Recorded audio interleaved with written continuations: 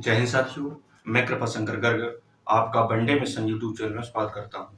आपकी percentage class की percentage chapter की ये क्लास नंबर 15 है।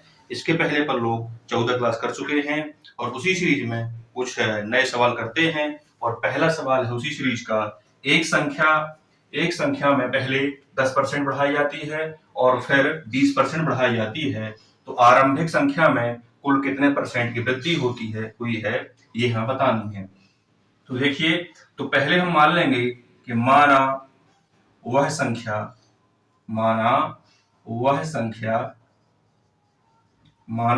क्या है, 100 है। माना वह संख्या 100 है। पहले कर रहे हैं अपन लोग बेस से, फिर करेंगे डायरेक्ट शॉर्ट तरीके से। तो माना वह संख्या 100 है, तो 100 संख्या है। अब 100 में पहले बढ़ा रहा है 10%। कितना बढ़ा रहा है? 10%। 10% बढ़ाएगा तो 100 का 10% बढ़ेगा, मतलब 110%। परसेंट हटेगा, बटे में लग जाएगा 100। पहले 10% बढ़ा रहा है, फिर बढ़ा रहा है 20%, ये सक्सेसफुल केस है तो लगातार। फिर 120% बढ़ा रहा है तो 120 हो जाएगा, बटे में आ जाएगा 100। काट पीट दीजिए तो डबल जीरो से डबल जीरो कट जाएंगे, ये डबल जीरो से ये डबल कट जाएंगे, यानी आपका बच रहा है 11 गुणे 12। 11 गुणे 12 करेंगे तो आएगा आपका 132। अब थोड़ा विशेष ध्यान देना है, संख्या हमारी क्या थी? 100 थी। बाद में कितनी हो गई? 132 हो गई। यानी 132 में से कितना घटा देंगे? 100 घटा देंगे। 132 में 100 घटाएंगे, आंसर जो आएगा हमारा 32, यानी 32% की वृद्धि हुई। अगर आपको ऐसा नहीं करना है तो आपको यही दिख रहा है कि 132 हमारा आंसर आ रहा है और पहले 100 था, तो 100 में 132 बना, यानी 32% की वृद्धि हुई। चलिए करते हैं अपन अगला सवाल। इसी का शॉर्ट तरीका से अपन करना था। शॉर्ट तरीका एक फार्मूला, इसका डायरेक्ट फार्मूला होता है, यदि दो संख्या दो बार वृद्धि कर रहा है, दो बार कमी कर रहा है, एक बार वृद्धि कर रहा है, एक बार कमी कर रहा है, तो इसका फार्मूला ये होता है कि x प्लस माइनस वाई फिर plus x into y upon 100, ये होता है फार्मूला। अब इसमें अप्लाई कैसे होगा? x जो पहले वृद्धि हो रही थी कितने की? 10 की, तो यहां जाएगा आपका 10। प्लस है तो प्लस रहेगा, माइनस है तो माइनस रहेगा। प्लस था तो प्लस रहेगा। सेकेंड वाली वृद्धि हो रही है कितने की? 20% की, तो यहां भी हो जाएगा आपका प्लस 20। फिर प्लस 10 x जगह पे रखेंगे 10 और y की जगह पे रखेंगे 20, बटे में क्या जाएगा आपका 100।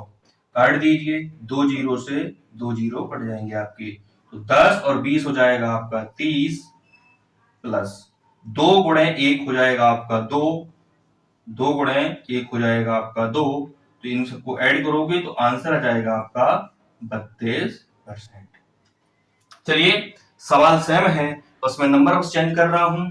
इस बार अपन लोग 20% की जगह अपन कर रहे हैं 30%, 20% की जगह कर रहे हैं अपन लोग 30%, 30% और 10% की जगह कर रहे हैं अपन लोग 10% की जगह अपन लोग कर रहे हैं 15%। चलिए करते हैं, पहले बेस से करेंगे फिर करेंगे अपन लोग डायरेक्ट से। 100 हमें हर सवाल में मानना है कि माना वह संख्या क्या है? 100 है, क्योंकि 100 एक ऐसा यूनिक नंबर है जिसका 1% 1 होता है, 2% 2 होता है। जितना परसेंट आप मानेंगे उतना परसेंट 100 का वही संख्या बनती है। तो 100 का पहले कर रहा है 15% वृद्धि, यानी 115 बटे 100। फिर कर रहा है 30% वृद्धि, यानी 130 बटे 100। अब जो नंबर कट रहे हैं काट दीजिए, डबल जीरो से डबल जीरो कट जाएंगे, एक जीरो से ये भी कट जाएगा। अब नहीं कट रहा है, अब 5 से कट रहा है। 5 दूनी 10, 5 दूनी 10 और 5 ती 15, तो ऊपर बचा आपका 23, ऊपर बचा आपका 23 गुणे 13 और बटे में जाएगा आपका 2। गुणा कर दीजिए, 13 ती 39, 13 ती 39, फिर 13 दूनी 26 और 26 3 हो जाएगा आपका 29, 26 और 3 हो जाएगा आपका 29, बटे में 2, इन 2 का भाग करेंगे तो आपका जो आंसर बनेगा वो बनेगा 2 एकम 2, 2 चौको 8, यहाँ 1, फिर 2 नाम 18, फिर बचा आपका 1। अब 2 भाग करेंगे 1 का तो आएगा 0.5। कितना बन रहा है आपका 149.5। यानी संख्या हमारी 100 थी, बाद में हो गई 149.5। यानी जो वृद्धि हो रही है वो कितने की हो रही है? 49.5% की। चलिए करते हैं हम लोग अगला सवाल।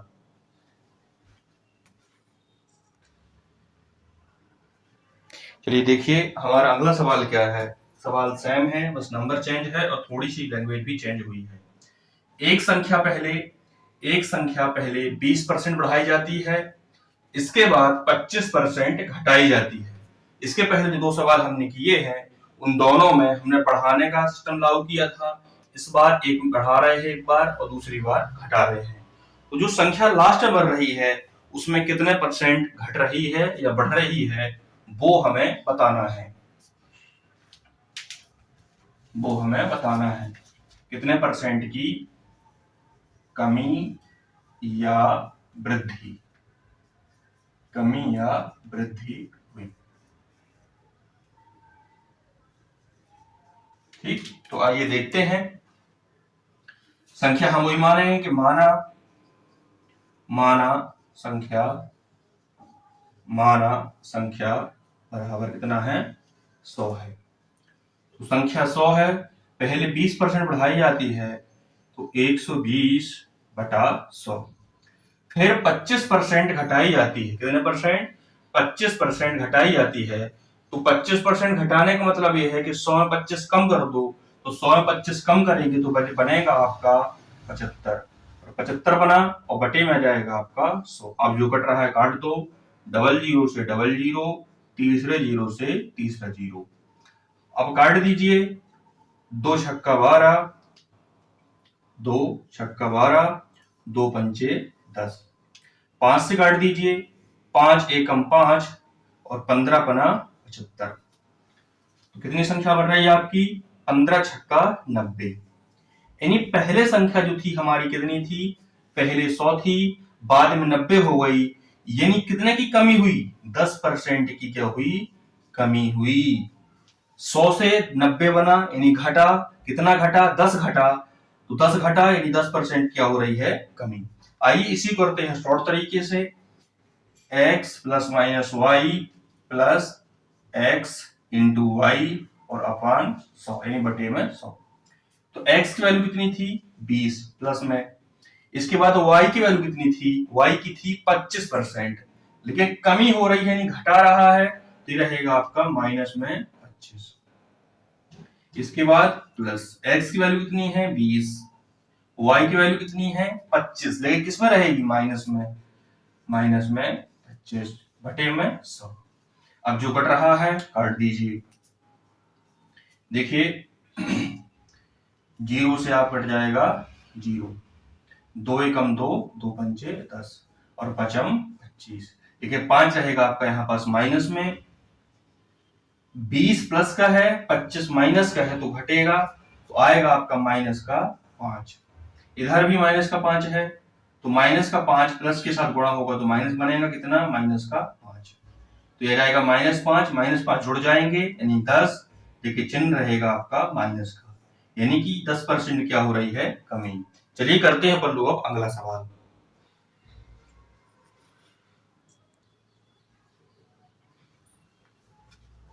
चलिए देखिए अगला सवाल क्या है।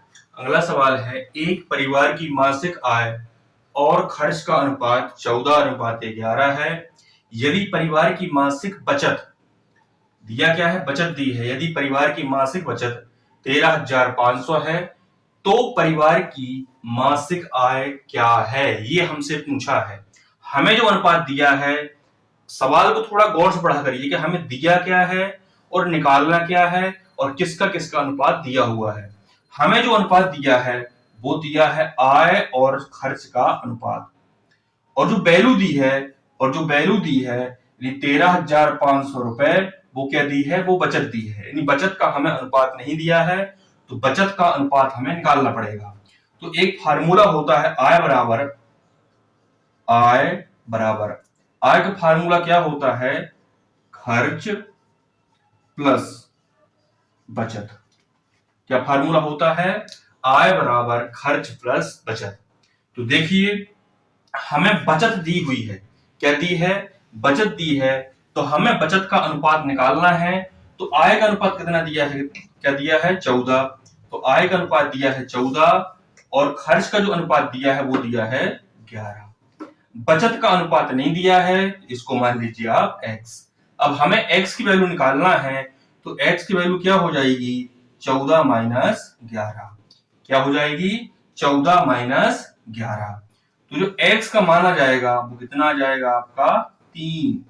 यानी x क्या है, बचत है, और वो जो बचत का अनुपात आया है वो आया है कितना, 3।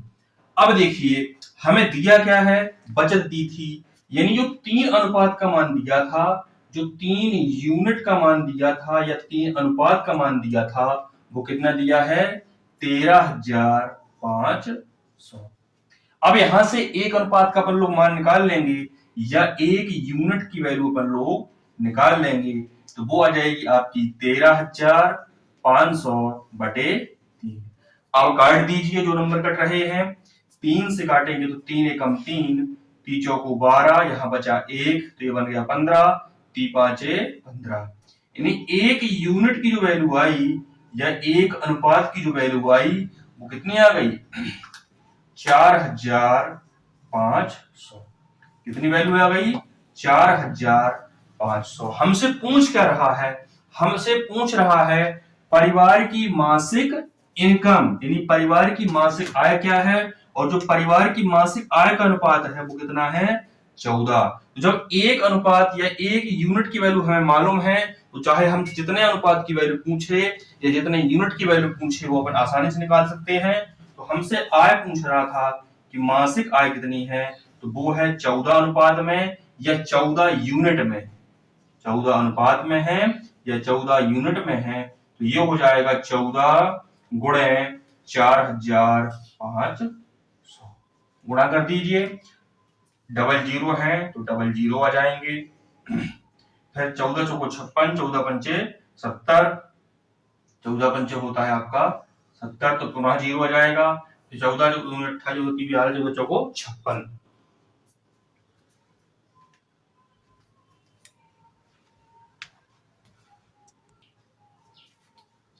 देखिए 14 का अपन जीरो में गुणा करेंगे तो जीरो आएगा, 14 का पुनः जीरो में गुणा करेंगे तो जीरो आएगा, फिर 14 पंचे होता है आपका 70, तो पुनः जीरो आ जाएगा और हासिल आएगी आपकी 7।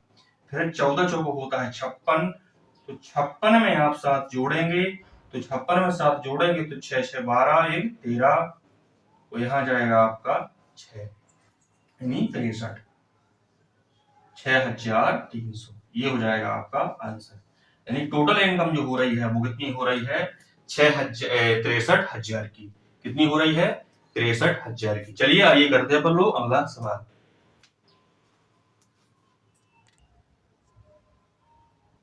चलिए आइए करते हैं अगला सवाल, और अगला सवाल है, राजू अपनी आय का 20% बचाता है, यदि उसकी आय 25% बढ़ जाए या 25% वृद्धि हो गई उसकी आय में, और बचत पहले की तरह ही करता है, यानी बचत सेकंड स्टेप में जो बचत है वो 20% ही करता है, तो उसके व्यय में या खर्च में कितने परसेंट की वृद्धि होती है ये हमें बताना है। तो आइए करते हैं सवाल। कैसे करना है इसको, मान लीजिए अगर राजू की जो इनकम थी स्टार्टिंग में कितनी थी 100, क्योंकि आय का जो फार्मूला होता है वो होता है आय बराबर बचत प्लस खर्च या खर्च प्लस बचत। लिख लीजिए बचत प्लस खर्च, आगे पीछे आप लोग कर सकते हैं, इसमें कोई दिक्कत नहीं है। बचत प्लस खर्च, तो राजू की जो इनकम थी वो कितनी थी 100, कितने की बचत कर रहा था वो 20% की, 20 की क्या कर रहा था बचत। जब 20 की बचत कर रहा था तो खर्च कितने कर रहा था, वो खर्च कर रहा था वो 80% का। कितना खर्च कर रहा था वो 80% का। अब अगले स्टेप में क्या बोल रहा है वो, यदि उसकी आय में 25% की वृद्धि हो गई, यानी पहले उसकी इनकम थी वो कितनी थी 100, 25% की वृद्धि हुई, यानी इसकी जो नई इनकम बन गई वो कितनी बन गई? 125। कितनी बन गई? 125। फिर क्या बोल रहा है वो कि बचत पहले की तरह ही करता है, यानी 20% पहले करता था तो 20% बाद में ही बचत कर रहा है वो, 20% बाद में भी बचत करेगा। अब 125 इनकम में 20 की बचत कर रहा है, मतलब खर्च कितने कर रहा है? खर्च कर रहा है वो 105 का। 125 में आप 20 घटाएंगे तो बचेगा आपका 105। अब देखिए वो बोल क्या रहा है कि उसके खर्च में कितने परसेंट की वृद्धि हुई ये हमें बताना है। यानी पहले खर्च था उसका 80, बाद में खर्च हो गया 105, यानी कितने की वृद्धि हुई ये हमें बताना है। तो घटाएंगे 80, 105 से 80 घटाएंगे तो बचेगा कितना आपका? 25। कितना बच रहा है? 25। ये जो 25 है ये कितना परसेंट है ये हमें बताना है, तो लिखेंगे परसेंटेज वृद्धि कितने की हो रही है? 25 की। किस पर हो रही है? 80 पर। तो वो रहेगा आपका बटे में, निकाल परसेंटेज में रहे हैं तो गुणा करेंगे 100 के साथ। अब जो कट रहा है काट दीजिए, 20 चौको 80 और 20 पंचे 100। अब नंबर नहीं कट रहे हैं तो 25 पंचे हो जाएगा आपका 125, 25 पंचे हो जाएगा 125 और बटे में है आपका 4। अब भाग कर दीजिए, 4 से करेंगे भाग तो 4 × 12, फिर 4 एकम 4, यानी 31 बार तो पूरा पूरा भाग जा रहा है, एक बच रहा है आपका शेष। एक बार और चेक कर लीजिए, 4 एकम 4, 4 × 12, फिर 4 एकम 4, एक बचा शेष। यानी जितने बार भाग जाता है पूरा पूरा वो रहता है सही में, जितना शेष बचता है वो रहता है आपका अंश में, यानी एक शेष बच रहा है, जिससे भाग करते हैं वो रहता है बटे में। यानी 31 सही 1/4% की क्या हो रही है? वृद्धि हो रही है। या आप इसको ऐसे भी लिख सकते हो कि 31 1 में 4 का भाग नहीं जा रहा इसलिए हम दशमलव लगा दिया, और यहां 1 के बाद लगा देंगे 0, तो 4 दूनी 8, फिर इससे 8 घटाएंगे तो बचेगा आपका 2। दशमलव अगर हमने लगा दिया तो 3 बार अपन लोग 0 लगा सकते हैं, तो 2 के बाद पुनः 0 लगाएंगे, फिर 4 पंचे 20, यानी 31.25% की क्या हो रही है? वृद्धि। चलिए एक सवाल पर लोग और करते हैं।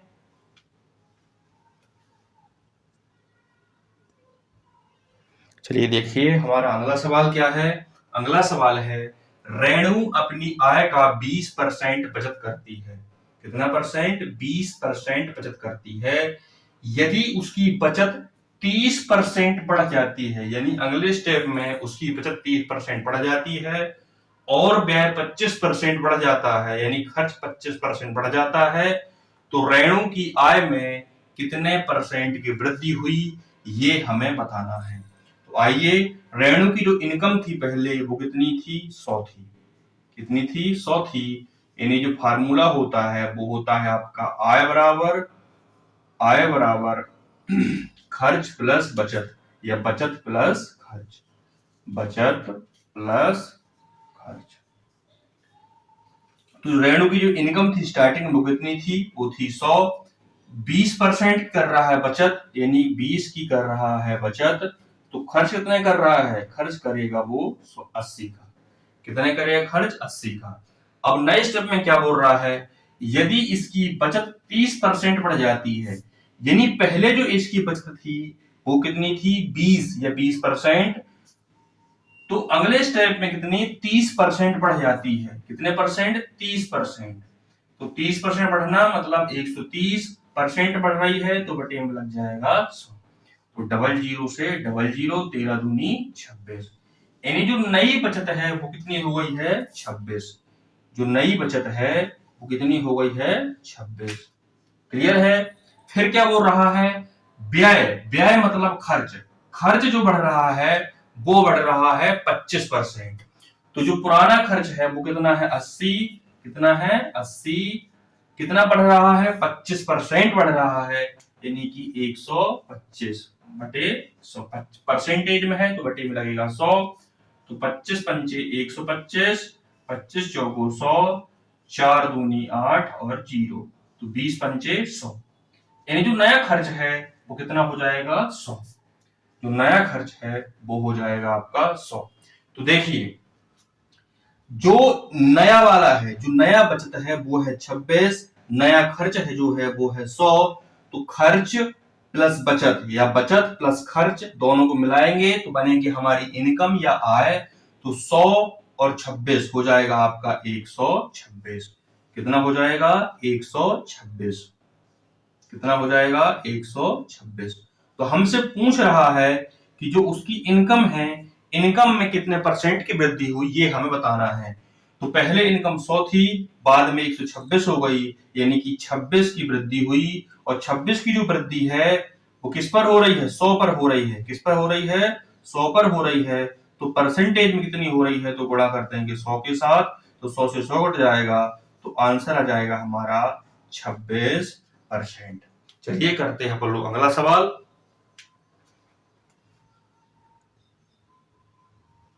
चलिए देखिए हमारा सवाल कह रहा है, एक वस्तु के मूल्य में 40% की वृद्धि हो जाती है, जिससे उसकी खपत में 20% की कमी हो जाती है, तो उसके खर्च पर क्या प्रभाव पड़ता है ये हमें बताना है। तो देखिए जो खर्च होता है वो खर्च का फार्मूला जो होता है, खर्च बराबर जो फार्मूला होता है वो होता है मूल्य प्लस खपत, सॉरी मूल्य इंटू खपत।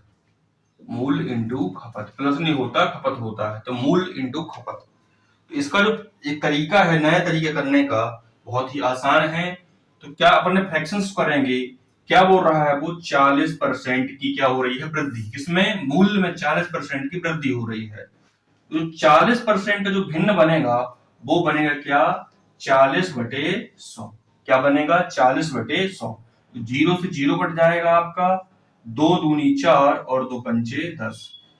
यानी जो उसका मूल्य था पहले कितना था 5 था, पहले कितना था 5 था, 40% क्या हो रही वृद्धि हो रही है, क्या हो रही है 40% क्या हो रही है वृद्धि हो रही है।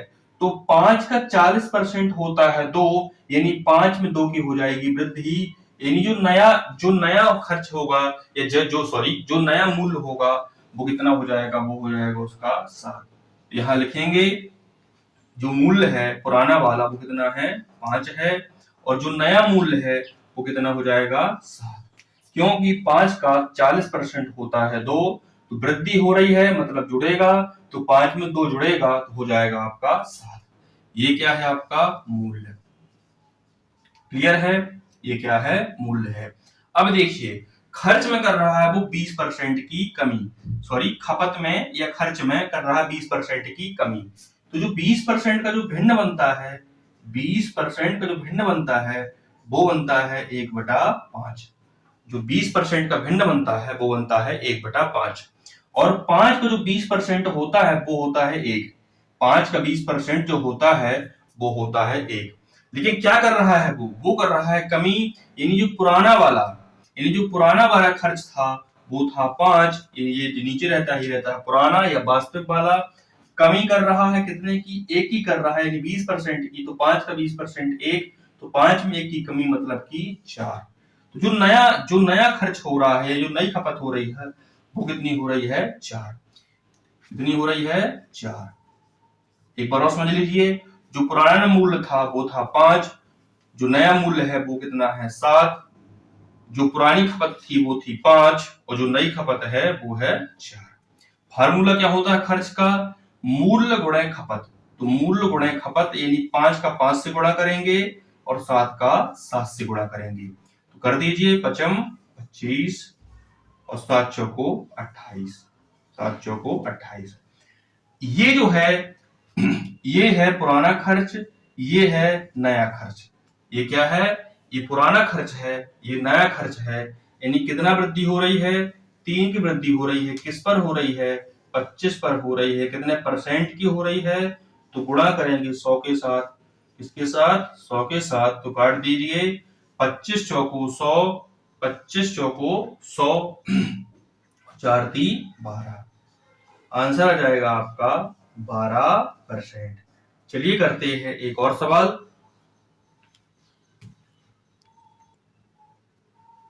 चलिए देखते हैं अगला सवाल। अगला सवाल क्या है? एक वस्तु के मूल्य में 20% की वृद्धि हो जाती है, जिससे उसकी खपत में 10% की कमी हो जाती है, तो खर्च पर क्या प्रभाव पड़ता है? सवाल सेम पुराने जैसा है। आइए देखते हैं क्या बोल रहा है। मूल्य में 20% की कर रहा है वृद्धि। किसमें? मूल्य में कर रहा है 20% की वृद्धि। तो 20% का जो भिन्न बनेगा वो बनेगा 1/5। यानी जो पुराना मूल्य था वो कितना था? 5।